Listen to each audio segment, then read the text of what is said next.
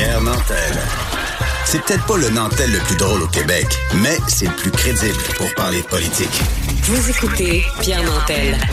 TVA Nouvelles nous apprenait que certains ministères peuvent prendre jusqu'à 7 ans pour répondre à des demandes d'information, des demandes qui sont pourtant très légitimes et donc qui sont bien encadrées par la loi sur l'accès à l'information. On va en discuter avec le président de la Fédération des journalistes du Québec, Éric-Pierre Champagne. Bonjour, M. Champagne. Bonjour, M. Nantel. On s'est parlé quelques fois, mais là, ici, c'est la première fois que je partage votre préoccupation parce que je l'ai vécu moi-même. C'est inadmissible que des entités gouvernementales puissent être aussi laxistes sur le respect de la loi et ne pas se faire taper sur les doigts. Vous avez certainement, beaucoup de vos membres, fait pression pour obtenir des corrections à cette situation-là. Qu'en est-il? En fait, c'est tout à fait le cas. Là. Je vous disais, c'est un peu comme la mauvaise blague là, qui se répète année après année. Pour la FPJQ, c'est pas nouveau. Il y a de mes prédécesseurs, des présidents par le passé qui ont porté ce bâton de pèlerin-là. On l'a dénoncé. Ça fait très longtemps là, qu'on dénonce les ratés de l'accès à l'information, autant au fédéral qu'au provincial, et qu'on réclame une réforme là, des deux lois, dans le fond. Là. Donc, mais malheureusement, ce qu'on voit, c'est qu'il y a pas d'intérêt, il y a pas d'appétit du tout pour réformer ça. Puis on se retrouve avec les situations avec lesquelles on est confronté, là, des délais interminables. Ah oui. Et quand on obtient des réponses, il y a des documents caviardés, parfois de façon complètement absurde. Ben oui, il y a plus de contenu. Tu te demandes pourquoi tu avais une demande d'accès à l'information quand tout ce qu'on te donne, c'est des traits de crayon-feuille sur un texte. Là, on voit plus rien. Mais exactement. Comment expliquer que les partis d'opposition aux deux parlements, à Québec ou à Ottawa, mais dans ce cas-ci, c'est à Ottawa, les partis d'opposition s'intéressent pas à cette question? Je dirais pas qu'ils s'y intéressent pas.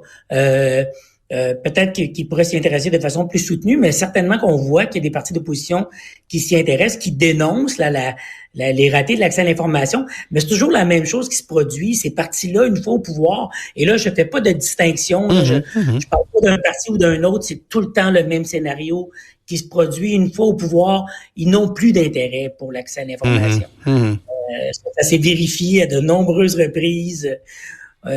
Donc, on l'a vu notamment, je me rappelle, avec Philippe Couillard, qui avait promis le gouvernement le plus transparent de l'histoire. Ça, c'était alors qu'il était évidemment en campagne électorale.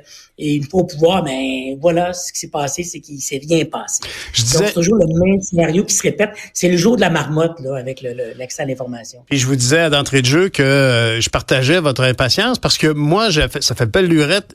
Il y a probablement maintenant 4 ou 5 mois, j'ai écrit et il m'a répondu au ministre Jonathan Wilkinson, le ministre des Ressources naturelles à Ottawa. On était voisins à l'époque, dans le même immeuble, là, de l'appartement où on vivait à Ottawa. J'y écris, puis j'écoute, j'arrive pas à avoir des réponses du ministre, des réponses valables ou pertinentes, tant de Pêche et Océan Canada que du bureau du premier ministre sur la sécurité d'un pipeline qui traverse la rivière des Outaouais. On a entendu parler, là, il y a Mme Smith qui a rappelé que la ligne 5, elle passe par les États-Unis, puis que la ligne 5 alimente ce pipeline qui traverse le Saint-André-d'Argenteuil, plutôt à Saint-André-d'Argenteuil à partir de Pointe-Fortune. J'ai demandé des questions sur la sécurité de cette traverse-là. À quel point est-ce que c'est vérifié? C'est quoi le rythme c'est quoi la fréquence? Y a-t-il des risques, etc.? La Régie de l'énergie a reçu de Jonathan Wilkinson la demande de me répondre. Rien. Il y a une impunité du côté de ces agences-là de dire, nous, on a d'autres choses à faire que de répondre à ça. Alors que moi, je pense que ma question est plus que légitime. On parle quand même de l'eau potable de la moitié du Québec, bout de chouard. Effectivement, ça se produit constamment. Puis ce qui est un peu déplorable, c'est que, nous, les journalistes, c'est notre travail. On est payés pour faire ça. On développe une expertise, des connaissances pour comment rédiger les demandes. Ça peut être assez complexe. Mais c'est pas juste les journalistes qui font des demandes d'accès. C'est ça qui est problématique. C'est qu'il y a beaucoup de citoyens. Et là, eux, sont complètement démunis face à ce système-là qui est très, très lourd. Et eux font ça sur leur temps, bénévolement. Absolument. Essaient tant bien mal d'avoir de l'information. Donc, c'est absolument déplorable qu'on n'accorde pas plus d'importance à ce sujet-là. Je sais pas qu'est-ce que ça prendrait pour qu'enfin on ait droit à des réformes dignes de ce nom. Comme je vous disais, j'ai pas la prétention que je vais nécessairement réussir ou mes prédécesseurs ont échoué. Non, mais je peux vous dire qu'en politique... de santé démocratique, je trouve. Ben, tout à fait. Vous avez tout à fait raison de parler de santé démocratique. Puis moi, personnellement, en tout cas, je pense que j'ai appris en politique que une des façons de faire, c'est aussi de voir comment ça se passe ailleurs. Est-ce que vous êtes en mesure de me dire si, par exemple, aux États-Unis ou en France, la situation est du même type de paralysie générale? Malheureusement pas. J'aimerais ça vous répondre. Ce que je sais, notamment dans le cadre de mon travail comme journaliste, ce que je vois, mais je voudrais pas qu'on prenne ça comme une comparaison. Il semble aux États-Unis qu'il y a un certain nombre de documents qui sont a priori. A priori. Bonjour, M. Boilard. Qu'est-ce que vous faites là, vous? On a changé d'invité tout d'un coup. Attendez. Ah oui. Éric Pierre, est-ce qu'il est encore là? Éric Pierre Champagne? Bon, on va essayer de le rejoindre. Ben, on pourrait toujours parler à Marc Boilard en attendant parce qu'on parle d'accès à l'information. Mais ceci dit, moi, je trouve ça pitoyable de voir que... Puis, Cybèle, une chance que tu es là, sinon je parlerais seul. Ben, je suis là pour parler avec toi. Mais c'est merveilleux. Merci de m'écouter. Merci, ça m'a fait plaisir. Merci. Non, mais sans blague, qu'est-ce que tu veux dire? Le ministre des Ressources naturelles dit, on va demander à la régie de te répondre. Ils répondent pas. Puis le ministre leur a demandé, c'est quand même, tu sais, comme, qu'est-ce qu'ils vont faire avec Johnny Duguay? Comme moi, il y a aussi une autre réalité où parfois, on nous répond aux journalistes, mais avec des documents caviardés. Ben oui. C'est arrivé ici à un de nos collègues qui avait fait une demande d'accès à l'information à la Société de transport de Montréal, la STM, et on a reçu le rapport complètement noir, de l'encre complètement noire. Cavardé. C'est ridicule. Ben oui, Benoît Dutrisac avait confronté M. Eric Allen Caldwell à ce moment-là. Lui avait dit, trouvez-vous que ça a du bon sens de nous envoyer quelque chose que ça? Tu sais, vous savez, on peut pas toujours dévoiler certaines informations. Envoie-moi rien, mais il était mal aussi. Ça. Oui, mais tu sais, il était mal aussi parce que ça vient pas directement de lui. Mais ça reste que nous, ça peut être notre réalité aussi. Puis quand on veut sortir des histoires, on va avoir des vraies informations et que c'est long.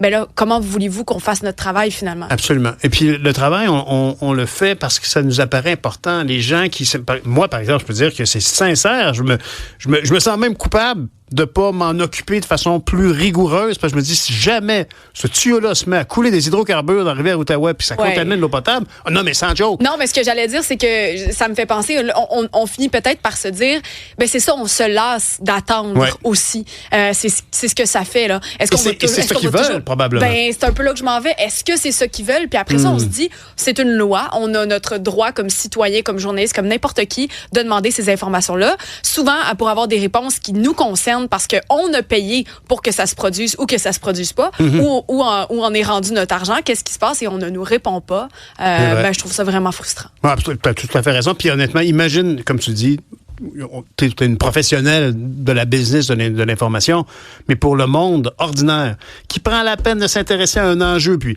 moi, je pense pas que je peux dire que je suis un monsieur ordinaire. J'ai été député fédéral. J'ai eu cette chance-là de comprendre certains enjeux. Extraordinaire, Pierre. Merci. Ça fait toujours plaisir, même si c'est une farce.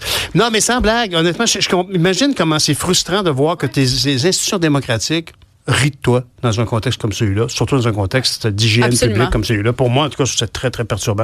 Écoute, on revient après la pause. On va se parler avec M. Boilard.